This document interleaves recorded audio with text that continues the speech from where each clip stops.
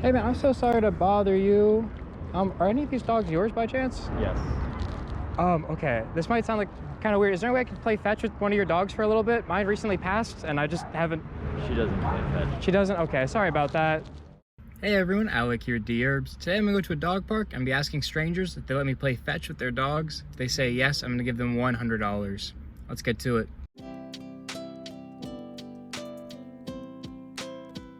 Hey, I'm sorry to bother you. This might seem a little weird. My dog recently passed. Is there any way I could play fetch with your dog for just a little bit? Oh, Sure, sorry. no worries. He's just ready to go. He's amped. Yeah. All right, ready, buddy? Thank you so much. I really appreciate it. My name's Alec, by the way. Nice to meet you, Alex. Brock. Nice. Thank you. Nice to meet you. He likes to drop it in the same spot. Oh. So today I came to the dog park to see if anyone would let me play fetch with their dog. Sure. And for that, as long as you're all right with that, I'd like to give you $100. Sure, why not? Thank you so much. I appreciate it, man. Thank you, man.